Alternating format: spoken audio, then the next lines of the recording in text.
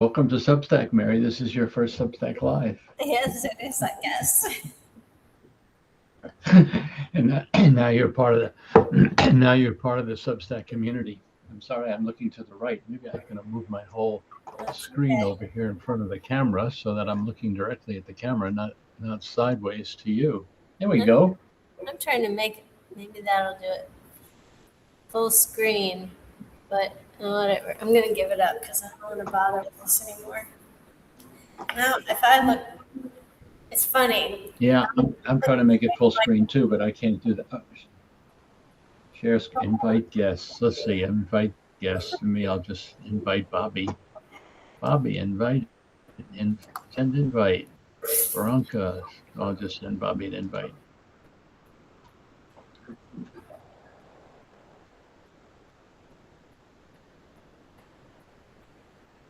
Maybe she'll come on. Oh, here's Bobby. Oh, look at that. She's on the screen with us. It just said, should I get out of here? Yeah, go into the chat. How do I do that? Or if you can be here. Maybe you can turn your camera off and just hang out with us. Okay. And then there you go. And I'll turn my audio off too to not screw you up. But right. Hi, Mary, I love you. Hi. Hi. All right. Well, we're here. We made it. I look so small. Yeah. I better sit up straight. Hey, so again, welcome. I wanted to open up with one thing before we get started. Mm-hmm. And it's a quote that I read a long time ago from Simone Weil, who was born in the early 1900s, was a poet, philosopher, a mystic, a political advocate, and she was French. And she wrote, "Attention is the rarest and purest form of generosity." I just really love that. It just makes me feel like, yeah, I give myself some real strong attention and I'm taking care of myself. So there you go. So you can either comment on that or we can start with the big question. What is attention? In your words. Well, attention is one of these words that can actually mean different things depending on the context in which we're using the actual word. It's similar to the word love in that regard, that love can mean... Similar to what word? Love. Love, yeah. Love is, the sort of technical term is called, it's a more multi-ordinal word, meaning it can mean different things in different contexts. Different than a word like chair, which means the same thing no matter what context it's in. A chair is a chair. But attention, and the quote you just read is a beautiful expression of a particular kind of attention that can create, that it can help us feel well attended. You know, attention comes from the root word tend or tending. And so attention is the noun version of that. And when we're attending with a sense of genuine interest or curiosity, even I would say with a little bit of enjoyment. And for me, when I'm using the word enjoyment, that brings a little more spaciousness to the attention or the interest, right? So that kind of attending or attention often for me makes me feel, oh yeah, this I'm feeling recognized, I'm feeling seen and heard and felt, and there's space for me to just be what I am and learn my way through whatever I might be experiencing, whether it's positive or not so positive. Yeah, I think that comment about it lets me be however I am. And so I think you're leaning to however you are without judgment. Mm-hmm. Yeah, with a sense of interest. With interest, right. So then the conversation is about affect as well. I have some notes here I'm just going to take a look at. Mm-hmm. So the word that I did a little bit of thinking about this before we got on here, and I had some questions for you. But one of the things that came up for me in my thinking about it was the word emergence. And so it feels to me, because we both are continuum teachers and we both have been in this field a long time together. And it seems like when I pay attention to something and I go in to kind of receive myself however I am, something emerges from that. Mm-hmm. Sometimes it's love, sometimes it's kindness, and sometimes it's information about my behavior, and sometimes it's information about what I'm thinking, and sometimes information about what I'm feeling.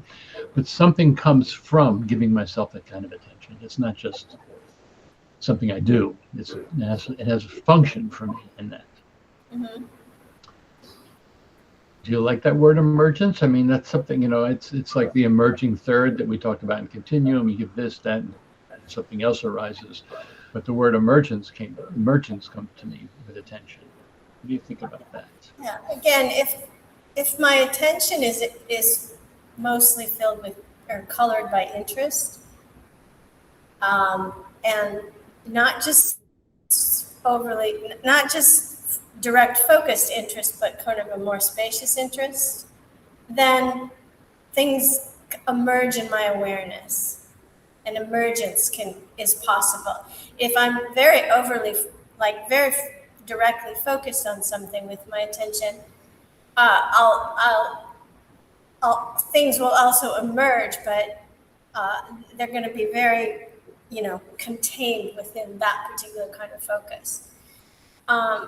So I'm going to begin to kind of offer another way of thinking about attention, basically, because a lot of my current understanding and interest in what we call attention is informed by things I've learned and explored relative to what we call the affect system. Please. So the affect system, in a simpler way of putting it, is the biology of emotion. So these are innate patterns of activity that go on primarily through the central nervous system, but in the entire body. And we are born with affects to help us register the information that's important for us to register about our well-being. So these biological movements of affect give us positive messages and negative messages about the rate and density and intensity of different stimulation going on. That stimulation can come from inside of our bodies. It can come from outside of our bodies, from the environment. And, I like to think of stimulation as movement. Okay. And so what the affect system does from the get-go is it moves in the same way as the stimulation. So it moves like that movement, and it also amplifies that movement. So it makes it just that much bigger so that we get the message, oh, something's happening that is important for me to pay attention to. Okay? So whether it's positive, meaning optimal for well-being, or negative, which just means not optimal for sustained well-being, I want to get that information. I want to be able to attend in just the right way, so that if it's positive, I can learn how to maximize that positive movement stimulation. If it's negative, I want to learn what is needed to help minimize that, not to get rid of it, but to minimize it so it can finish what it's trying to do for me. So negative feeling is important because it can help us be safe, for instance. It can help us create change. It can help us get food if we need food, right? It can combine all the affects, in a sense, combine with any kind of stimulation or anything going on in our world, just enough to give us hopefully the right information. So I'll just pause right there. You can ask a question. Well, I'm just curious about the difference, a positive and a negative. One of the things you said about my need for food. Am I hungry, or is there an emotion underneath I need for food, or is it just an obvious? Is my need for food an affect? Is that an emotion, or No, the need for food is can you drive. Okay? is what A drive. a drive? Yeah. However, the drive can combine with the affect to let us know when we haven't had enough nourishment in the right time in the right way. Okay? Same And with what would my be that affect? breathing. You could, I'm going to just say breathing might be considered a drive, right? Our body drives us to breathe because that's a necessity to stay alive. So if my breathing gets Mhm. compromised too much in any way for too long, I'm going to get a message. Something is probably distressing, right? Or if something comes on too much too fast, my breath is really going to hold, right? And that's telling me that there's fear or terror if it's really extreme. Okay. In coming back to the hunger, so I can put off hunger for periods of time, right? In fact, we've all either learned or taught ourselves or chosen to do that for various reasons. But at some point, the distress of not getting nourishment in the right timing starts to take over. And if that, so it's like the message is, it's kind of like this, like I need something. It's not a good feeling, but it's not dire yet, and I can tolerate it. But we have this word we call hangry, right? If that gets to be too much, we're like, give me food now, right?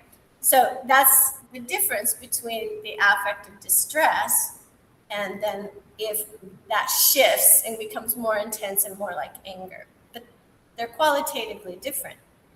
Okay, so it's a palette. It's a palette of affect. Yeah, and I like that you bring up the word palette because it one way we could think about affects is like a color palette. And if you've ever been involved in theater, when they light the stage, they use different colors, right? To create different moods for scenes. Well, that's in a way what affect does. It colors the way we begin to see the world. It colors our attention.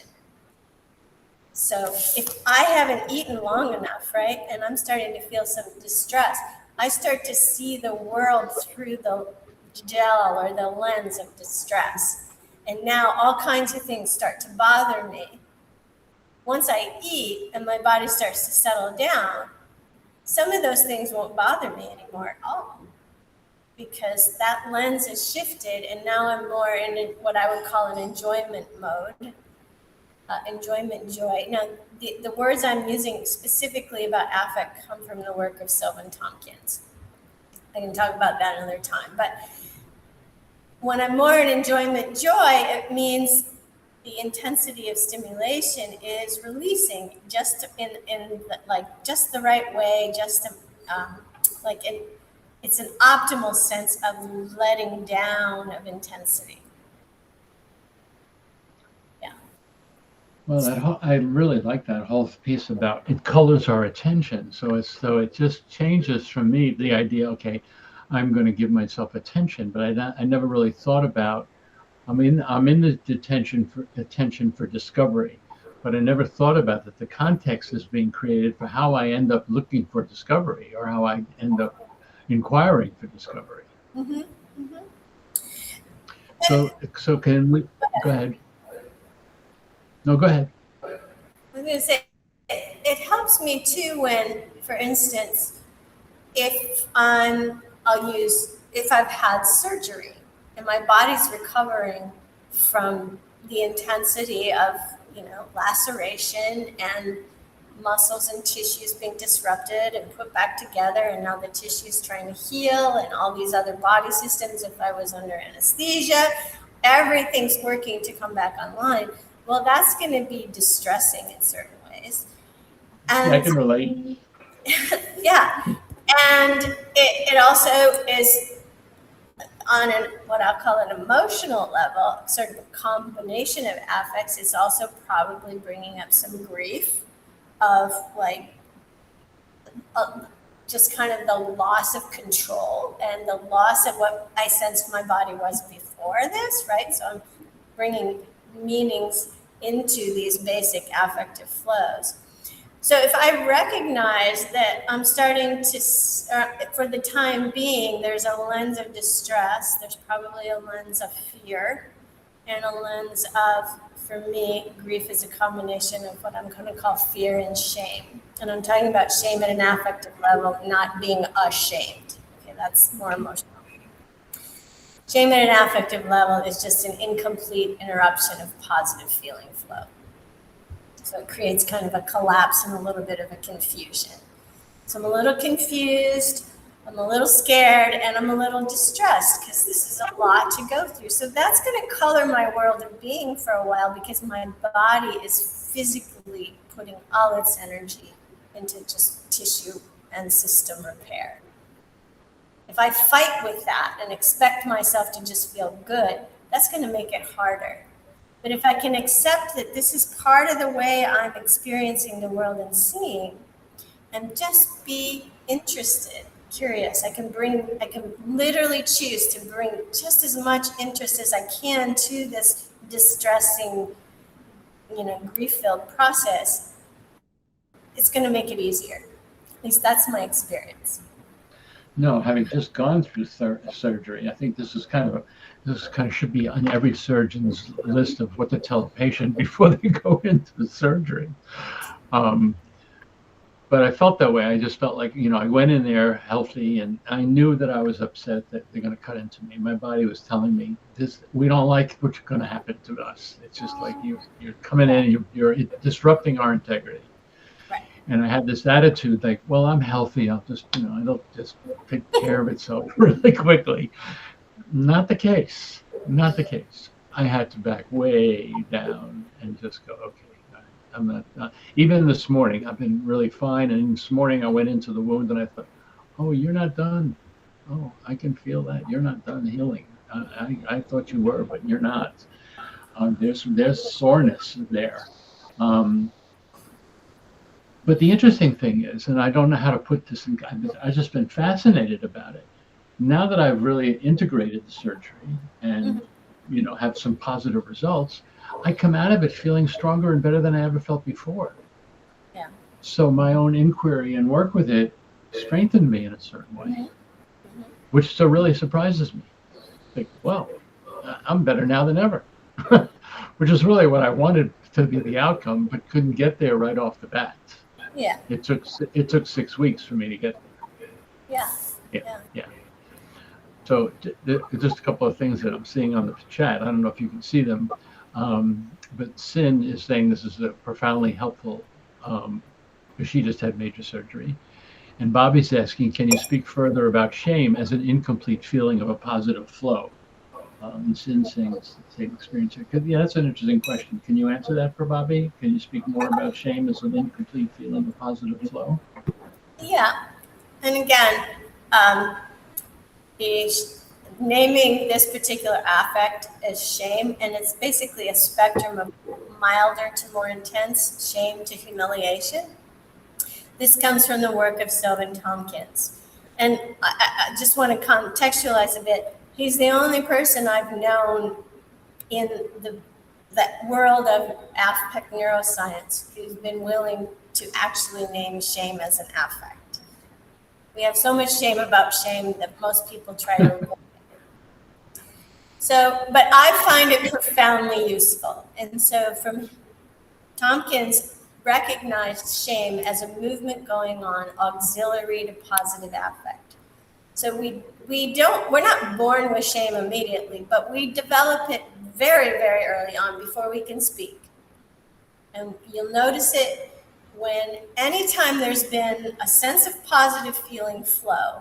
When I say positive, I mean the optimal rate, intensity, densities of feeling flow, which I've been calling, according to the affect names of Tompkins, interest to excitement is one spectrum of positive feeling flow that's a positive increase, and enjoyment, joy is the other spectrum of positive decrease. Okay? One or both of those can be present, And if that gets interrupted in a certain way, not fully, but incompletely, then I start to feel a collapse. And I don't know if you're seeing this on the screen, but the light on my computer goes down, and I immediately, just like that light dimmed, I was like, oh, geez, kind of like I feel this little bit of collapse in my head, a little collapsing in the middle. I'm slightly confused. Like, I don't know why this is doing this right now. It's never done it in any other thing I've done. Okay? That moment of shame, confusion. Now, there's enough positive feeling flow in me to kind of reinstate myself pretty quickly, but for a few moments, I'm just confused. I don't really quite understand. And it doesn't feel pleasant, and I also feel a little, in my words, a little vulnerable, a little exposed, right? Now, this can happen with anything. It can happen with my computer screen right now in this conversation. It could happen with a box of Kleenex if it has any importance to me. It can happen a lot in relationships. It happens with our belief systems. It happens with our bodies. We have surgery. That gets an incomplete interruption. We're still alive. We still have a positive sense that about whatever it is to be here, we have a hope or a feel.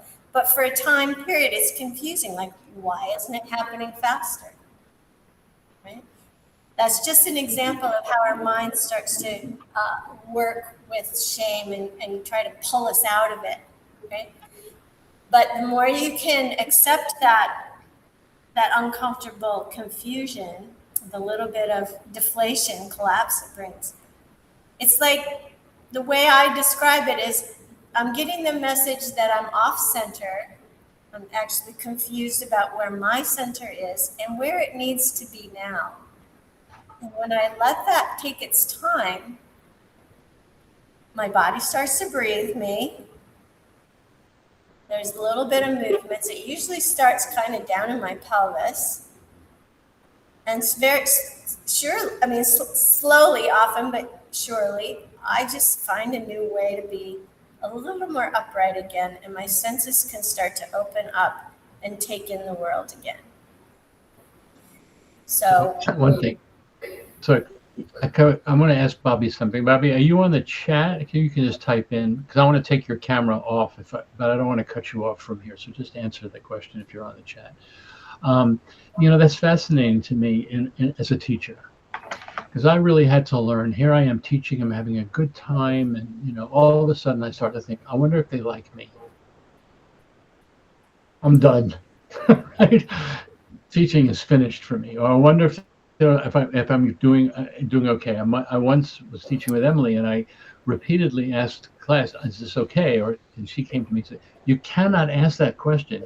Teach what you're teaching. Don't worry about what they're thinking about you. It's just not part of what you need to be doing for yourself." So I can take you off. Okay. So it's thoughts.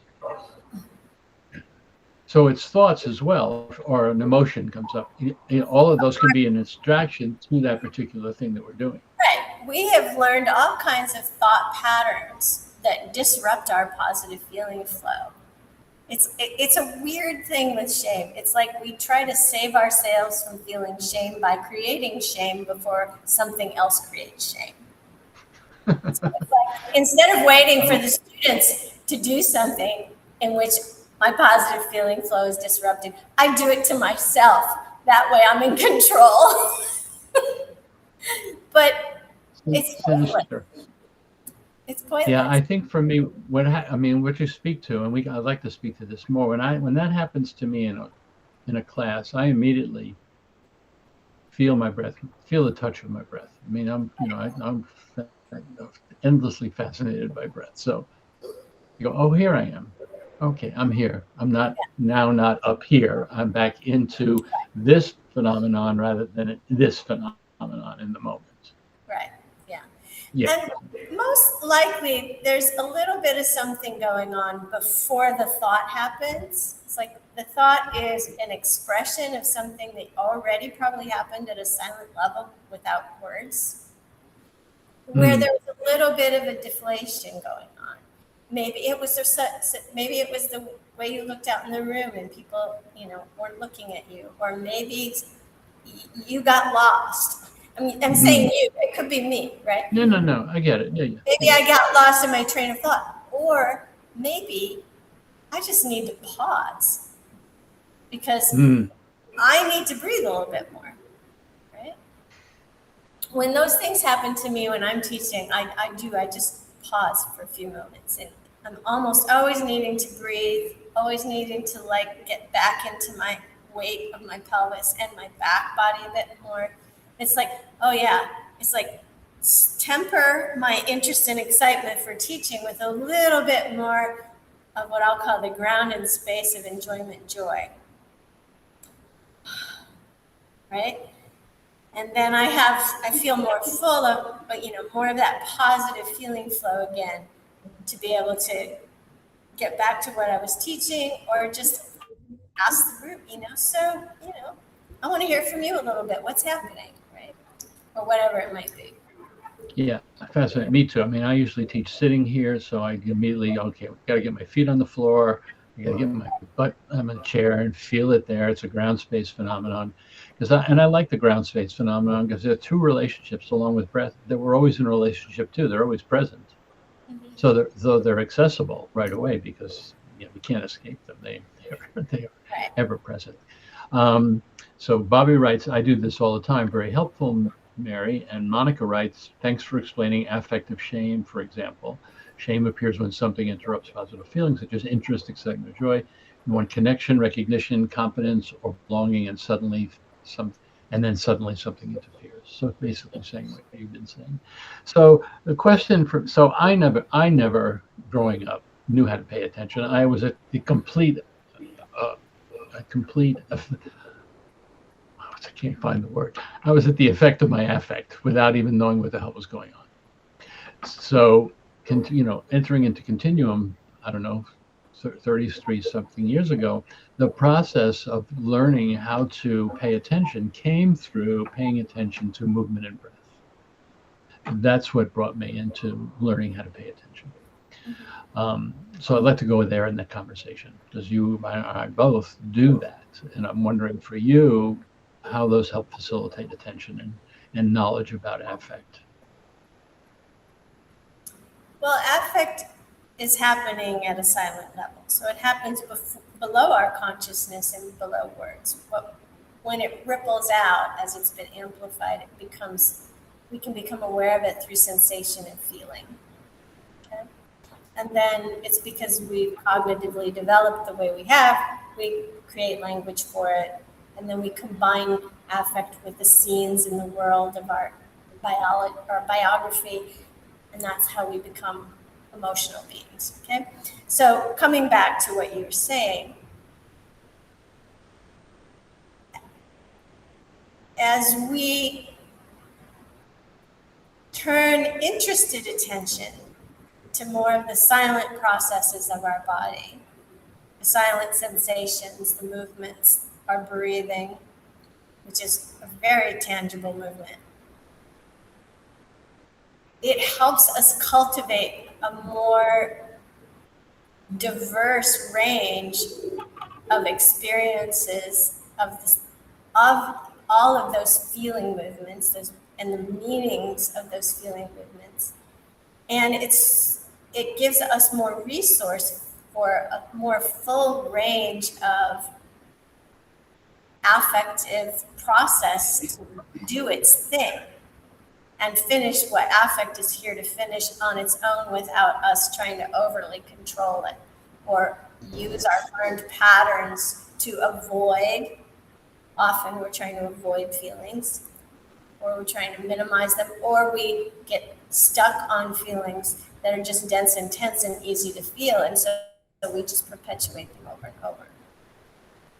It's very complex, but a practice and continuum being a very important experience of this for me, and the one that's helped me and continues to help me every day, just keeps teaching me that there's more going on than I can ever be aware of, and that it changes over my lifetime. Mm-hmm. And if there's negative affect, it can help support the movement of that. It can decrease my inhibitors for negative affect, which again enhances the movement of that. But also, it teaches me to cultivate more positive body experience at that silent level. And it's not just physical body experience, it's whole body experience. I mean, my whole person gets more positive affective flow and then positive resource for life when I can take the time to attend at that silent level with more interested attention. And when Emily spoke of open attention, she was really saying open, interested attention. Oh, that's a beautiful way of saying that. Yeah. That's clearer. Because if my open attention comes up with distress, if that's what's going on for me, comes up with anger or fear or shame or disgust or dismay, whatever it might be, then I need to open up just a little bit more and offer that some interest and maybe a little space of enjoyment to do its thing. If I respond to that negative affect that I start to feel, it can literally do just tension in your shoulders, for instance. If I respond to that with, oh my God, I got to stretch my muscles. I'm so tense. I need a massage. Oh my, I get angry about it. I start to try to fix it immediately. Now I've added negative affect to negative affect. Right? But, oh gosh, whoa, feel that. Yeah, that's a little tense. That's like more than I like. Okay. All right, what do I need? Oh, my body's starting to move. Oh. Yeah, my breath wants me to slow down a little bit. Okay. So the interested attention can make all the difference. I'll just say one more thing. It's like a magnet. A magnet works because there's a positive and a negative end. It makes it dynamic. If we had two negatives or two positives, it wouldn't be the same. So with negative affect, especially if you can bring any amount of interested attention, you're going to start to get more of a dynamic. Fascinating. I'm curious about a couple of things.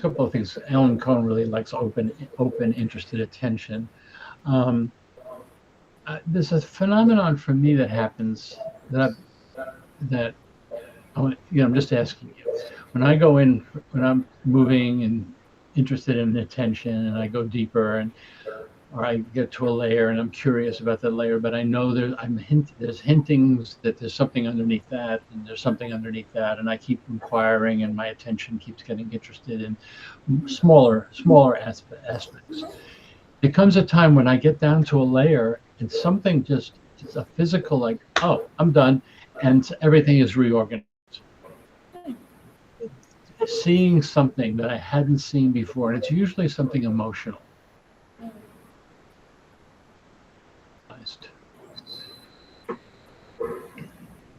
Just comment on that, if you will, because I've always been fascinated. Like, I wonder what's going on way down in there. Yeah. Well, we have all kinds of different things going on with our bodies that we learned to hold in certain ways, but we don't even know we learned them. It's just the way it happened. We've had all kinds of life experiences. And then, different things happen at different times that then can combine with, let's say, older stuff or whatever, newer stuff comes up too. So as I'm listening to what you've just spoken to,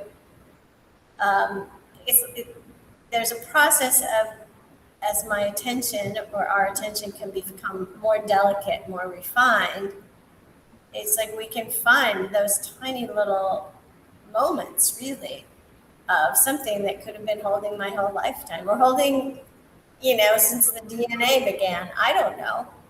Yeah. But we begin to have a kind of participatory relationship with that. And suddenly we experience a new movement. And that new movement can feel as if it just reorganizes everything. And how do we know? It probably is. We have a sense that organization looks a certain way, and that Right. And it could be just that moment, and so much can change.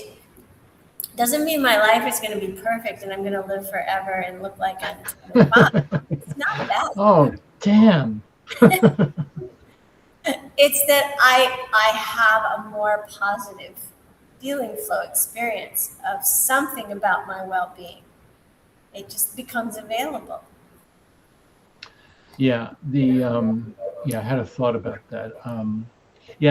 For me, what I've kind of noticed is when that happens and there's a reorganization going on, my breath's going to change because the context has now changed. Right. And that breath, how I envision it and feel it and experience it, is carrying the message to the whole of my body that something has now changed. It's a reinforcement to the body.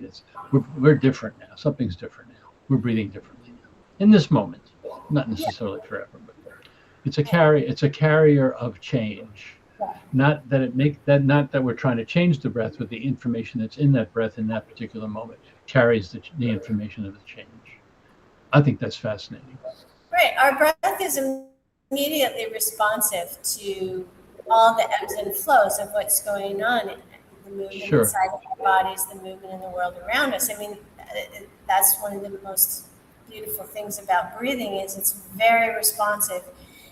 And it's like the breath and the affect system are in such an intricate dance with each other. My way of saying it, this is not a scientifically proven anything, so I'll leave that to someone else who does that kind of work. But breath is a messenger of affect. Breath, say it again. Breath is a messenger of affect. Oh.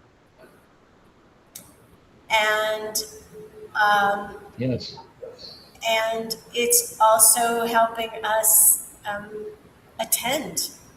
If we need to feel fear, like I use this example of, if the ceiling is falling down, I want to be scared. I want to get out of here, or I want to cover myself up and protect myself as quickly as possible, right? Or if there's a lion starting to run in the room, I want to appear like I'm dead if I can't get out of the way so it won't eat me. So with fear, our breath gets very small, really fast. We get a lot of intense, like spinal uprightness, and all of our senses go to the periphery as fast as they can, and then we either move or we hide, right? Right. Because those are the two primary things we're trying to do with fear. So I want to feel that, and I want my breath to do what I need to get me to do the right thing for my safety, right?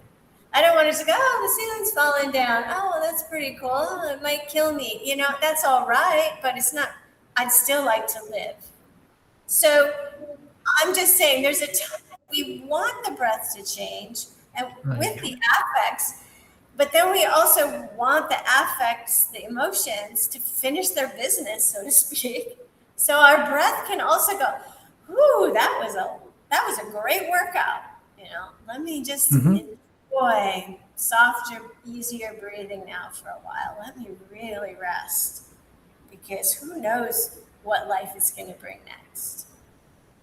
Yeah, and it speaks to the whole conversation about breath and breath work, which I don't like. Much people know I don't like that term, to work the breath, and also trying to teach people to breathe in a certain way, because then you're doing as much damage as you are anything else. Is just try to regulate it in a very particular way all the time.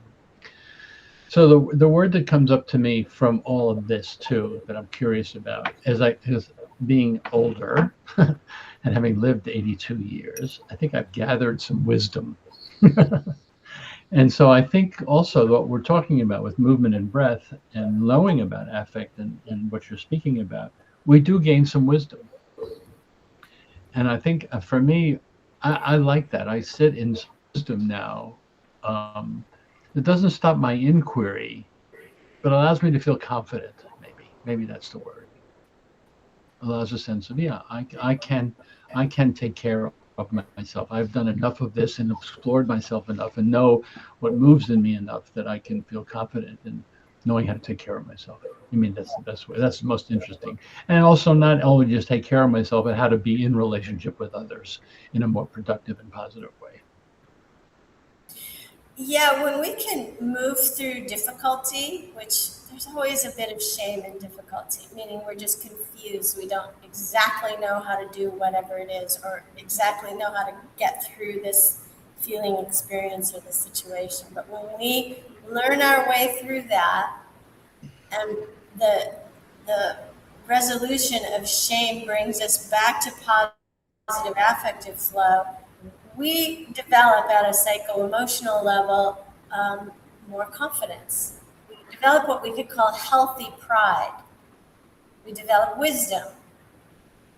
And that is very important for our well-being. And so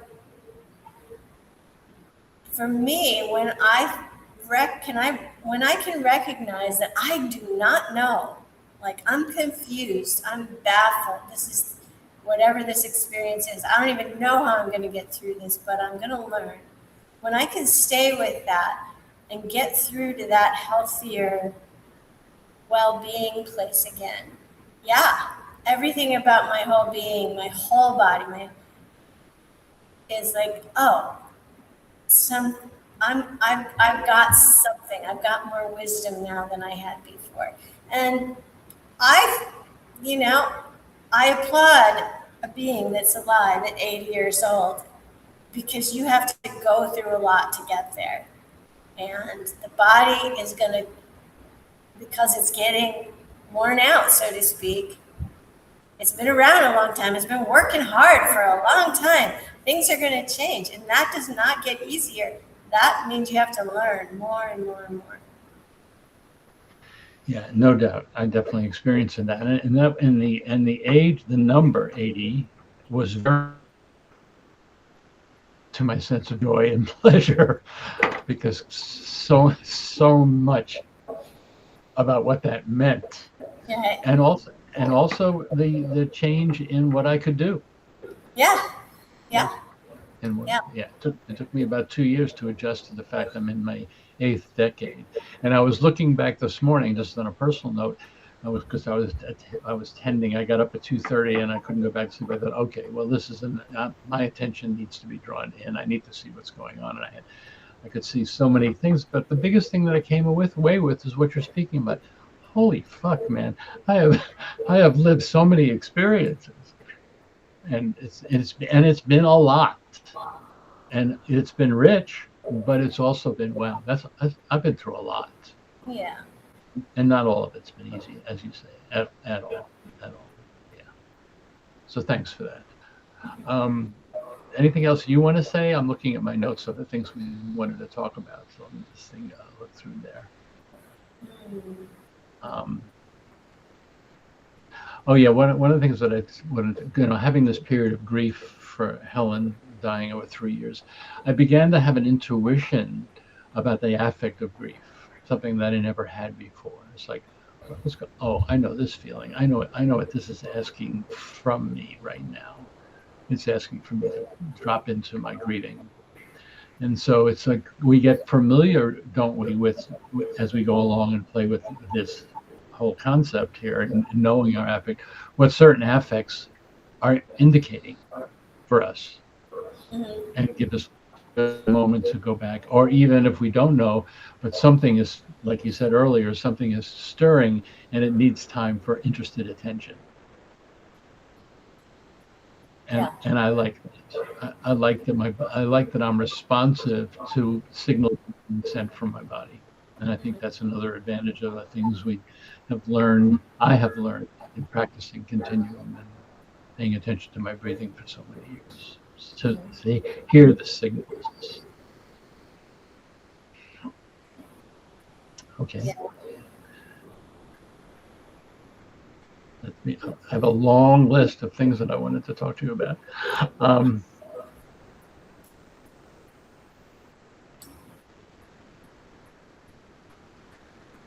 Well, you know, we've answered most of them. We've gone around the poll so many different directions, but came to answer so many of the different questions.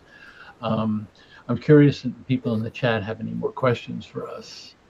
And I wouldn't mind you speaking a little bit to Continuum, since there are some Continuum people on here, and I sent the invitation to our community. So I just wonder if there's some more words you want to say around that, what you've learned from that, and where it's brought you a little bit.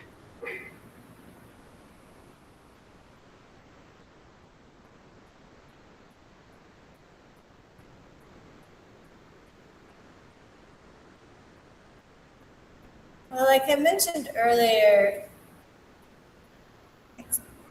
beginning to experience myself by participating with breathing and sounding and movement, and in what Continuum has really helped me cultivate is a much more expansive definition of movement, from the most micro experience of movement to all the various macro movements my body will do and that I choose to explore.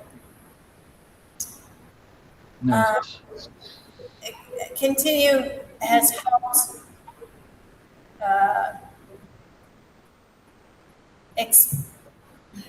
given me support to extend my learning, extend my interest and enjoyment into that silent level more and more and more. It's not that silent level. It's not really a thing, but just the process is going on within my whole being that are going on all the time without words first. And all the different meaning, emotional meaning, symbolic meaning, however those meanings arise, all of this silent level activity is at play with that. And so I just have a sense for myself, I have more possibilities for participating and playing. And relative to affect,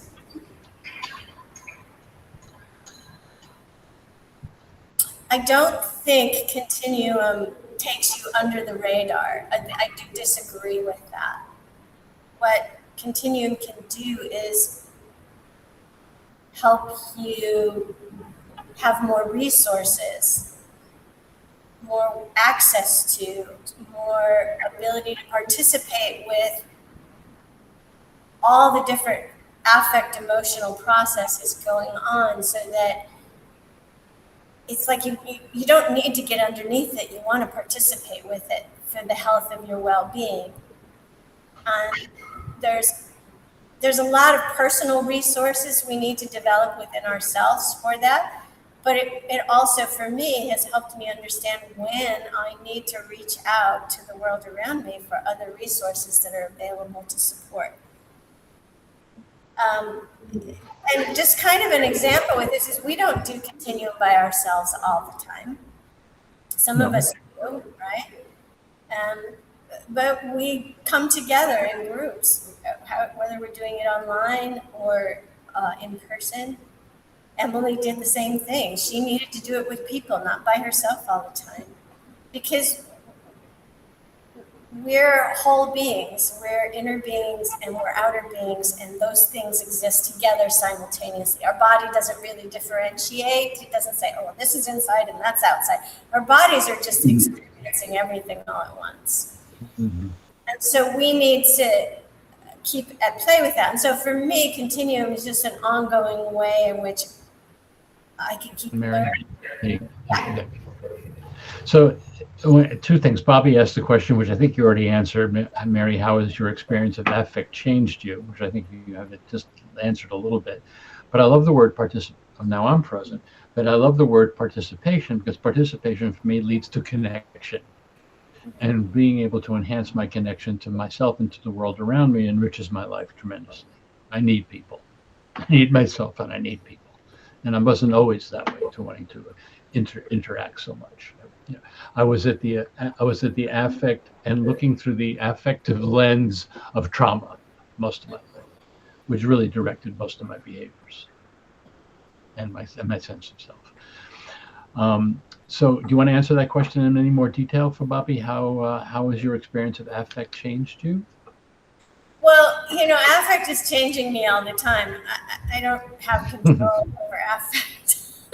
I'm glad about that. Yeah, because it's like this body has a living intelligence that I am not in control over. However, whatever this thing I call I is participating. Just like every cell is participating with life. So, but my cognitive learning about affect, my interest in exploring affect, my sense of the movement of affect, what's changed for me is that I'm more interested in my whole life, and I'm more interested in all the feelings going on within me and around me, instead of trying to get away from them or control them. Or I do need, it helps me know, oh yeah, that I need some space from. I don't need to run away from it, but maybe I need to be 10 feet away from it, right? Whatever that might be. I think I can't have any of that, but maybe I could learn to be a little bit interested in that. So I can start to question my belief systems. I can start to recognize when something I thought was, this is always the way, I should always eat carrots. Oh, maybe carrots aren't so good for me right now, and I need to eat more of other things and fewer carrots. It helps me make change. The more I've explored and have a language for affect and the feeling, movement, meaning of affect, I just feel more supported, both within myself and in my way of participating in relationships.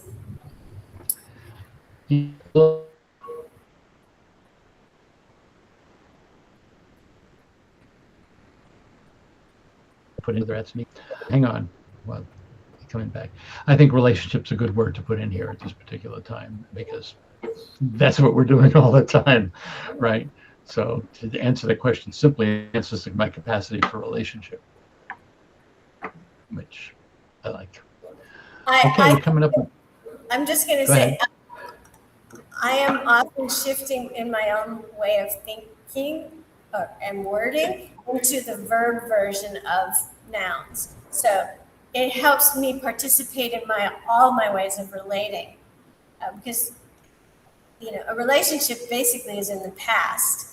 What's going on now is how we're relating, what's going on with this, and it helps me become more alive in the moments of my relating. Beautiful way to bring this to an end. Thank you, Mary. And any last minute words from the chat, or any last minute words from you, Mary, at all? Because that's a nice place to be. I think it's a nice place to end. Well, thank you so very much. This is such a treat. And clearly, I think you all get a sense I could talk about this on and on and on and on and on. So it's nice to have an opportunity for my interest and excitement to bubble out, and also to feel your participation, either through the chat and also Robert, just to have this live conversation with you. Yeah, and Bobby says thank you for relating with me. Taking it on right away, Bobby. Well, Bobby, we did one with Bobby a while ago, a couple of weeks ago, and she came back and said, I have some more thoughts about what I want to say after that conversation. So I'm inviting you to the same thing. If stuff bubbles up and you think, well, I could have said, how that is with teaching, I could have did this, I wish I had said that. If something says, I want to take this conversation further, you're always welcome to come back here with me in the group. So you're a pleasure to be with. Thank you for the invitation. Yeah. Thank you all. All right, everybody. It was nice to see a few people here today. I appreciate it. And this will be posted live on the Substack, and also it'll be posted on YouTube, and it will also go onto the Continuum library, so other Continuum teachers can see this as well. Yeah. All right, Mary. All right. Thank you care. all. Bye for now. Bye for now.